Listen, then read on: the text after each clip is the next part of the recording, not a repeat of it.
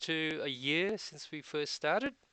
I'm going to do a little bit of reprise at some stage of what we talked about in the first or so close to the first episode. I've got, as usual, Glenn Tamley with me.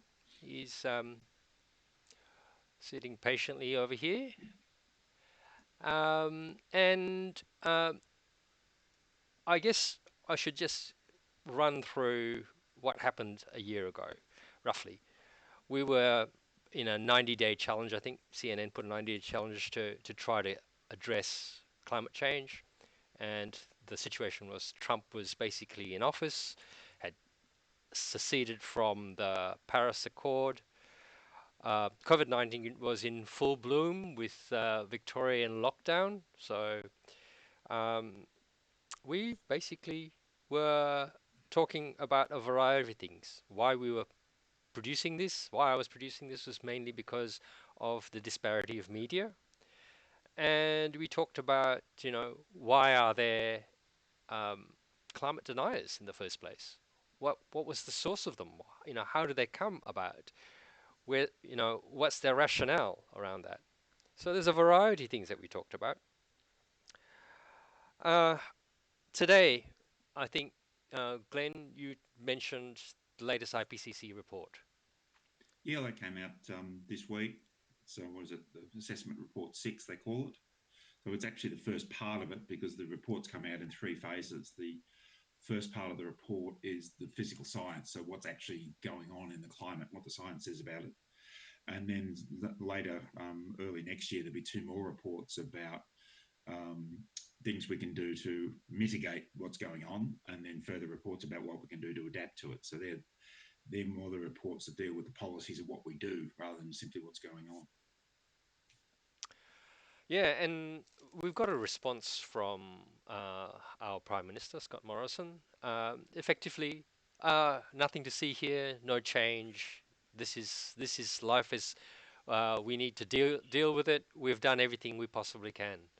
Um, Yeah, well, according to Scott Morrison, Australia is sort of leading the world in how well we've done. But when he makes that claim of how much we've reduced emissions since 2005, what he fails to mention is that the majority of that was actually changes in land use, and most of the credit goes to the Queensland government, not the federal government.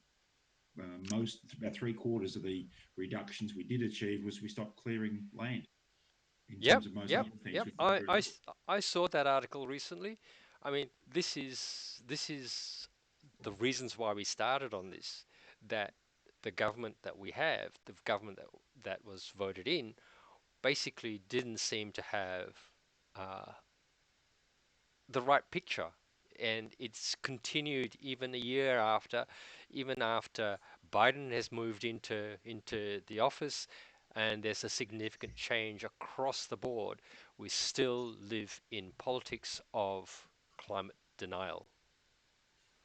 Yeah, then none of them are, very few of them, I think, are now actually willing to be full blown climate deniers. It's just sort of they downplay it rather than denying it. Yes, we've done everything we can. We can't do more. Our economic sustainability, maintaining our lifestyle is more important than anything else in the world.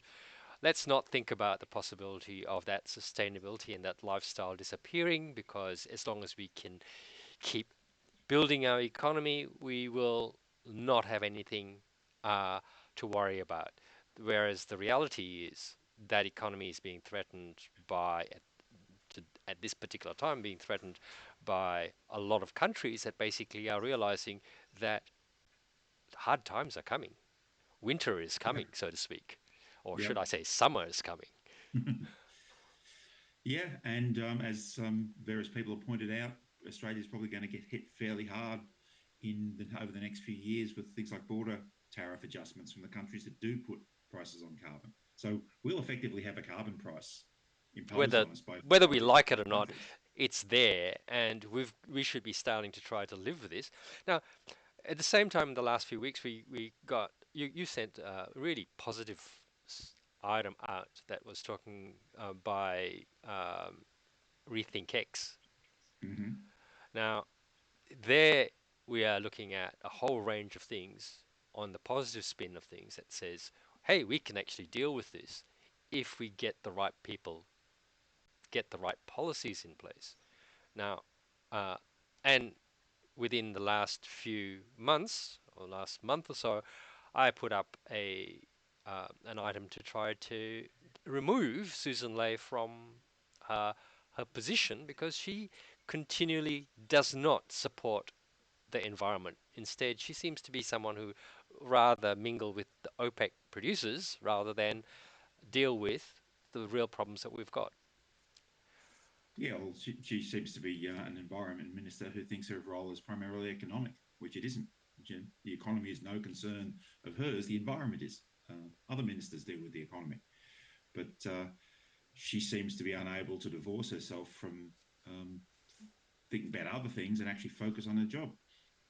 So, one thing that has changed is in the year that's gone by is the media. The media, as I see it, I mean, there certainly is Sky News, there is certainly Fox News, there is certainly a Murdoch play on things, but overall, there's a range of places where we are in trouble. And, and is that your feeling that that's actually happening? I think the media shifted. The one that was interesting for me was when the IPCC report came out, the Australian, the reporting of it was actually a pretty straight bat. They reported on it. They didn't try and spin it down. They didn't have their commentators arguing against it. Um, it looks like in the Murdoch press, it's the commentators that are the remaining holdouts. The editorial policies look like they'll actually, as straight journalism, will report it reasonably accurately. It's just the commentariat they happen to employ that occasionally comes out and does other things. But I was actually surprised that the Australian covered it in the way that it did. It dropped off the press within a day or two, but when it came out, it was actually reported in a reasonable straight manner.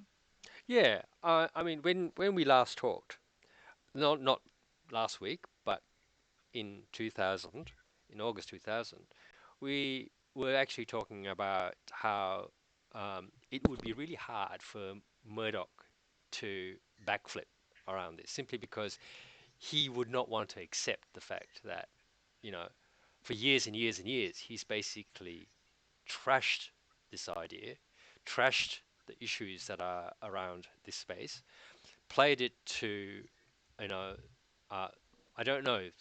You, it's really hard to understand where he's getting the benefit from this. Whereas when you look at how Tony Sieber and Rethink X and the whole other space of things, there's so much positive to actually drive this forward. I suppose for Murdoch or for the News Corporation empire, they're in the business of making money out of media. And Fox News in the US has been a huge money spinner for them. It's You have a message that appeals to a certain chunk of the electorate, you can make money from doing that. And that's what they've done so far. If that mood starts to change and that direction for his media empire isn't profitable for him or for Lachlan, who's taking over, they'll change. They're there to make money. The way they'll do it though won't be to have make some big mea culpa moment and say, "Oh, gee, we're sorry, we're changing now." They'll just quietly change the direction of their empire and never admit what they did. But So they'll follow the money. would you say that's pretty similar to how Morrison intends to play his game?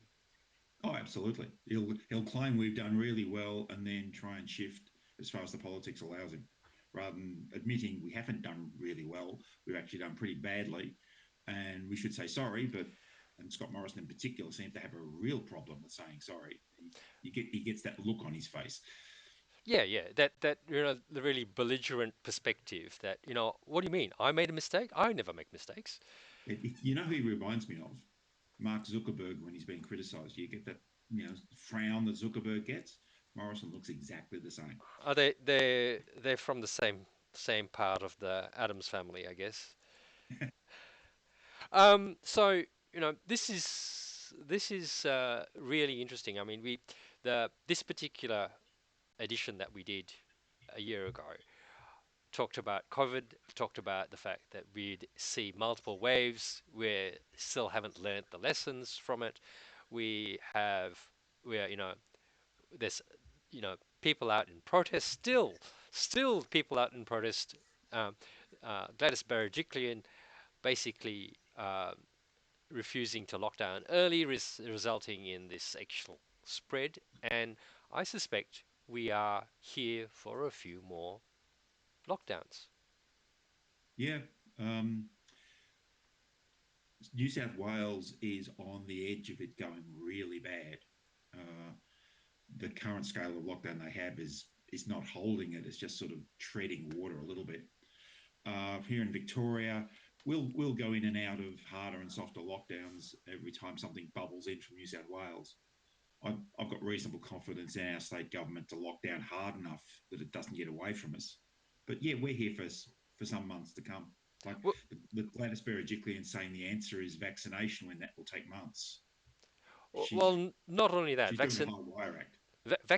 yeah, she's doing a high wire. Vaccination is actually not going to be the solution simply because it will mitigate it, definitely mitigate it, but it is not going to be a solution simply because overall it actually doesn't stop you catching it. It makes it harder for you to catch it, but doesn't. There's a significant improvement, but not a 100% No, improvement. it's not an immunity. It's It improves you're your less immunity by a percentage. yeah, you're less likely to catch it. If you catch it, you're less likely to get the severe symptoms in terms of the short-term stuff that puts you into hospital. But there's concerning reports that um, the rise of what they're calling long COVID may not have been reduced at all. So you might still get it, have what you think are only moderate symptoms, but you have them for months and months. So we're not out of this yet. Yeah, and one of the things that was really interesting, flipping back to the climate change, the ecological disaster that we're looking at, was when compared to the two, we were talking about the fact that, and it was your point, that this was a trial. This was the way that we would learn about. This is a way of us understanding what the consequences of stuffing around with nature was. Yeah, this is a little dress rehearsal relative to the scale of what we'll need to both do and cope with in the decades ahead. Yeah, and that was not only interesting from that perspective, it's still true today. And the fact that we have policies that basically are dealing with the periphery, they're not dealing with the central issues, right? The No, cent no, yeah, none of them are dealing with central issues. no, in climate change, in ecological disaster, in COVID, it's pretty much the same thing. We're still yet to learn the lessons. And in that at that time, nearly a year ago, I said we'll go see wave upon wave upon wave. And sadly, as you said, you know, both you and I believe that we're still going to be seeing more waves as they come through. Yep. And the other lesson that you're seeing not being learned, certainly at least by the leadership of the world, is that the structure of how our economy works is a big part of the problem because it's just simply not flexible, not adaptable, not resilient. It's the whole debate is how do we get the economy back to what it was doing before, and how do we get out of COVID just to get the economy back, rather than saying how do we change the economy to work differently? Because that's the Yeah. same answer to deal with climate change and everything else. Yep. We Yep. need to restructure the economy. Yep. I don't disagree. And the longer we actually have COVID, the longer we actually have to remain in lockdown, the greater the push to change that structure. To a degree, some people will see it as a need to change the structure. Others will just get ever more desperate to try and get back to what the economy was. The people who've got a business that's failing, they won't be going, oh, we've got to restructure the economy. They'll just be saying, how do I save my business? So there'll be conflicting pressures around it, I think. There'll be some movement of more people wanting to restructure things. That's a positive. Will the people who desperately want to get back to the old system outweigh that? I don't know. I think that's the part that we are actually not discussing in open public. Between us, we've gone through the situation where we, or rather, we've actually processed a little bit around the size of the problem when it comes to the fact that the economy actually is not one that sustains us for the next millennia. It Yeah. doesn't even sustain us for the next 3 or 4 years, right? What we need to put in place is a structural change in the economy that actually brings us more sustainability for Australia in general and for every country in the world. And a big part of that is people need to be see that it's needed. It's the first step, but also then try to imagine how with the hell do we do it? And I struggle to imagine how we change the economy. I can see the need, but how do we do it? Well, the first parts, I think, I hope will start coming about from this is something that we talked much later, probably about 5 months or 6 months ago initially, and have has recurred, which is that donut economy framework Yeah, that was put up, um, and that really is something that if I'm hoping, I don't know the actual agenda of COP26 in Scot in Glasgow, but um, if they bring in carbon as part of that accounting process, and they should start bringing other things, biodiversity into that, a whole range of other things that are critical to our long-term survival.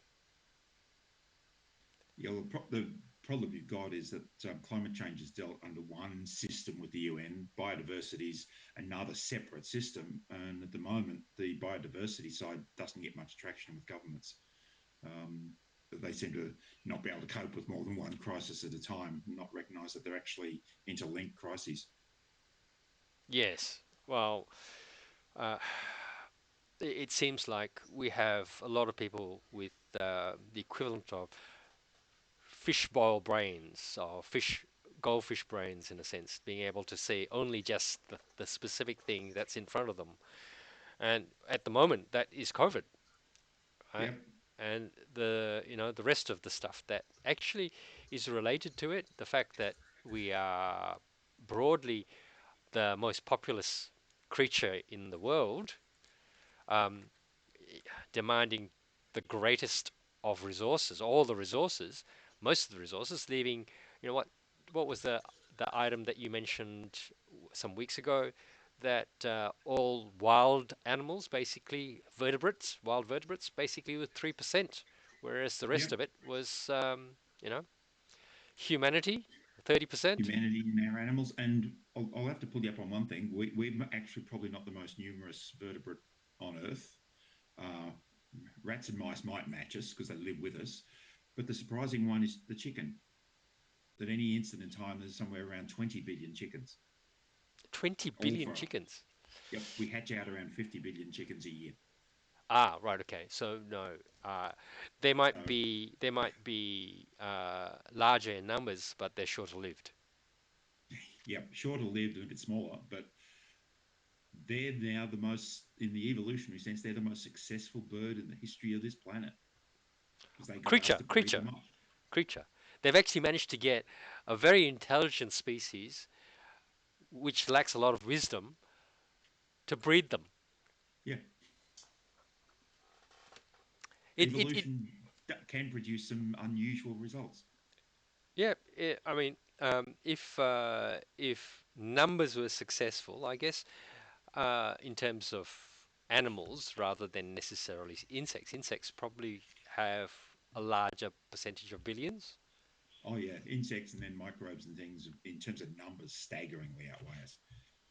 in numbers, but Yeah, not in mass though. or maybe even in mass. There's a surprising amount of microbial life in the world. Right. So Yeah. the earlier Microbial. Yeah. conversation is about vertebrates. Yeah. I guess a substantial part of our mass is actually microbial, isn't it? Yeah,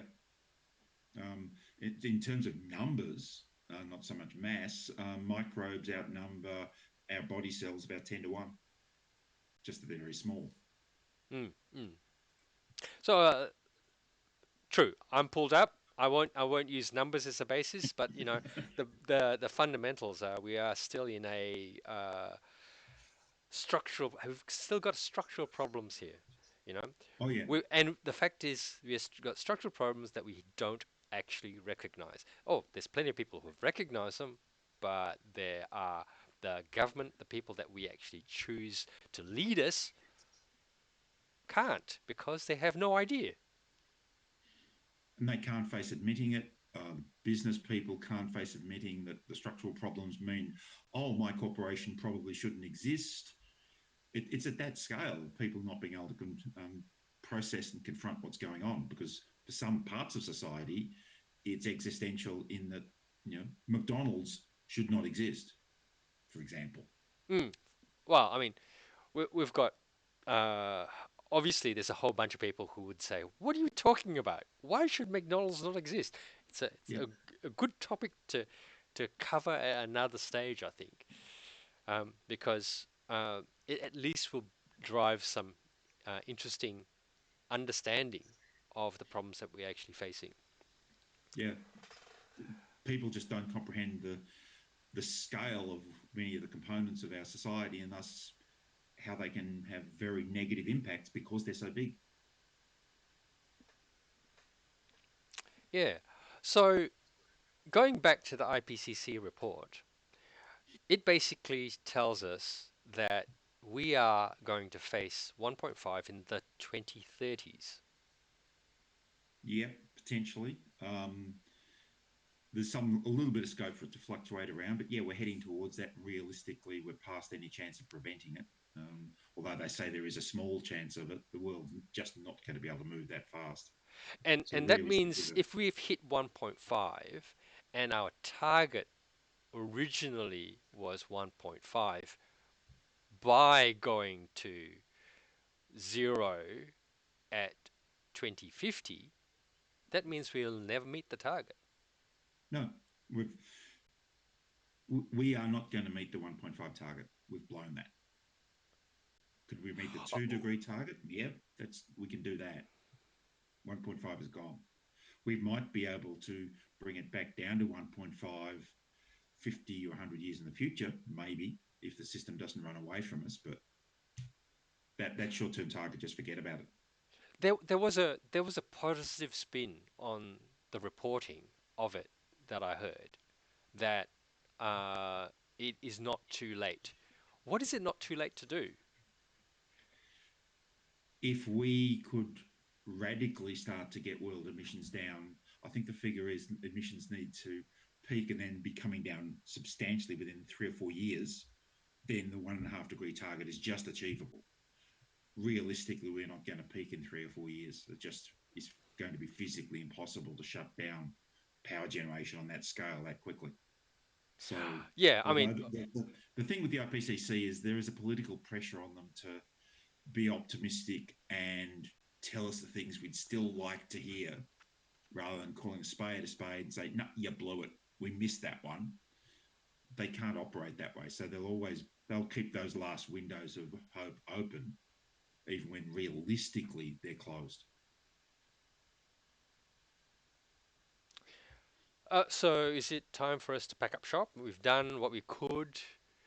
Um, there's no chance of us coming under 1.5. Is 1.5 the constant? Well, we talked about previously that well, we just got to give up on the Great Barrier Reef, you know. But obviously, by enough politicking, we can make it sound like the reef is well cared for, or rather, the fact that we are not doing enough for the globe, that the reef will still exist, when the reality is we will not have a reef.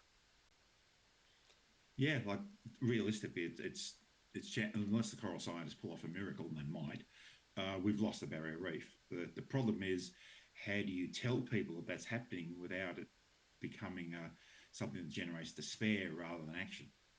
People get paralysed very easily if the news is too bad. So I don't know the best way to So call a spade in this situation. that's kind of the reason why the IPCC is basically pitching it the way it does, right? It can't say things are too bad because it doesn't want to obviate hope. Yeah, Whereas we, in being blunt, can say it is absolutely gone to the dogs. It's past it. We've, excuse the expletive, it off to and the reason being is you need some diversity in presentation for the people who can take it to take it and run with it and do something about what's going on. Because uh, if you hear, oh, it's all right, it's all right, it's all right, people won't do things. Yeah, and it's very hard to work out how to modulate that where you go, it's not all right, but it's not the end of the world. Yeah, There's, and we've tried to do that in a way. We've tried to, in many items in here, you've brought positive things that are coming into play. We've we see a positive spin on changing the economy, going actually working through and shifting it to a green focus, such that we actually have uh, an economy that actually is running and actually bringing down the doing drawdown. But uh, the difficulty is we still have a government that refuses to acknowledge or engage on both major parties. They're refusing to deal with it. yeah, Labor's playing let's run a small target policy to try and get elected. They're talking action on climate up to a reasonable degree, but they're not willing to stick their necks out and really push it. I think the other bigger problem is that we actually need governments, because they're probably the only part of society that can do it, to turn around to the rest of society and say, we've got to change how things work. And that's an even bigger thing to ask of them than just simply action on climate change. That push for change isn't going to come from the the companies and the corporations. They're not going to push for restructuring the economy, and most people don't understand the need to. So we're in a bit of a bind. We had a picture of Greta Thunberg in the last one, and at that point in time, she actually said, "I challenge, I demand that all financial institutions stop putting stop putting money into climate destroying Yep. enterprises." And that transition is starting to happen. There was an interesting article in, I think it might be the Age today, that the coal mining companies in Australia are starting to band together to set up their own way of self-insuring their operations because they're struggling to get insurance. So that's the financial sector moving on it. But when does the financial sector move on the idea that we actually have to stop growing? They're just looking for alternative ways to grow at the moment, which is a small step. But how do we actually say our economy has to be zero growth or even negative growth? Now that those are fighting words for most conservatives. Yep. That would get no airtime anywhere, or rather, it would get airtime to say what an idiotic statement. Whereas the reality is that we've got to consider how we restructure as a whole, because in the way that we're doing things, in the speed that we continue to procreate and create destruction behind us, we will have very little left. It is Yeah. a petri dish. It is not the expanse of the universe that we can expand out to. We've only got the petri dish called Earth. Yeah. As what is it? The Earth Overshoot Day occurs somewhere around now, somewhere in the middle of August, when the total level of resources the world has consumed has available in a year has been used up. So I think the figures that I read somewhere were we can sustainably use about 50 billion tons of resources, and the world uses about 80 billion tons a year. So there's one example of we've already overshot. So, Um, so yeah, that's an interesting point, right?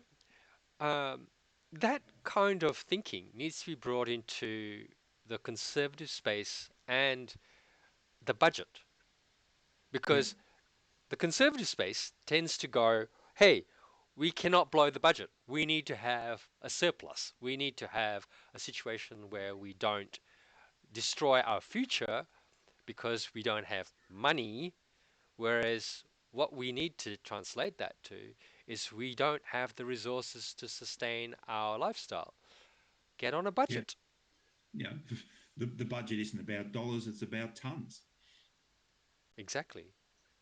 Now And this is thinking that needs to get out there somehow. And I mean, this is stream to Twitch at the moment. I'm going to probably, oh well, I meant to try to get this onto YouTube, but but because of sort of timing issues, I've got to do this again next week, I guess. I guess you're not available next week, is that right? I can't do next Friday, but I could probably do the Thursday. We Yep, could do all right, another day. yep. Um, And if we don't do the Thursday, what I'll do is I will rerun because I've got a copy of the very first one. So this is a reprise of the first one, and I can run the first one onto YouTube and then follow it up with our reprise afterwards. Yep, that'd be interesting.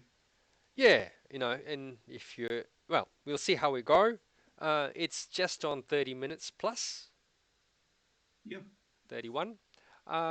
If there's anything else, Um, okay, just another example of a little bit of good news stuff that's happening. There was a announcement of another battery project that's going to go in Victoria, probably be up and running by the end of next year. So 600 megawatts, 200 and 2400 megawatt hour battery that's going to be connected to a major substation in Melton. So excellent. that's a battery project that will go in that's the size of a major generator. So these things are just, they're happening, they're rolling out. Yeah, yeah. Yeah, And very good. All right. I think what will happen is we'll start to see over the next couple of years the rollout of this sort of stuff. We'll start to see some impact from it on things like emissions. It's just that it's still early days in the rollout, so there's always a bit of a lag between putting the systems in place and when the results of it become visible. The issue I see is the great numbers that we have on coal generation. 65% of Australian generation is still coal. Yep. Was at least a couple of months ago. Okay. Well, another example of it'll take a few years. The biggest single load in Australia, and it's 10% of the New South Wales power grid, is the Tomago aluminium smelter. And their CEO came out last week, I think it was, and said that by 2029, their plan is for the smelter to be sourcing all of its energy from 100% renewables. Fantastic. That may be enough to spell the death knell for the Bayswater Power Station, which is one of the second largest power station in Australia. So that will hasten its demise just because that customer is changing. So things are moving. It's just that it takes a while for the results to be seen. So what was interesting, I actually went to my accountant last week and or week before and said, how, you know, is there some way that you can actually expense a solar system? And after a lot of to and froing, it seems that the taxation office actually allows small companies who put solar systems in to claim them as a single item expense. Yeah, that makes sense. They're putting in something that's providing resource their business uses. So, So I mean, their taxation office is on board at least to change some of the frameworks that are sitting around that. The industry is moving forward. The laggards seem to be the people who are supposed to lead us. yep, it was Larry Niven and Jerry Purnell had a science fiction novel years ago, the Ringworld series, and they had an alien race called Pearson's Puppeteers, who were the ultimate conservatives. Their leader was called the Hindmost, he who leads from behind. Oh well, I think Yes, at that point that's actually a good spot to stop. yep. Before we go any deeper into the murk. Yeah. Thanks, Glenn. Okay, take care, mate. You too.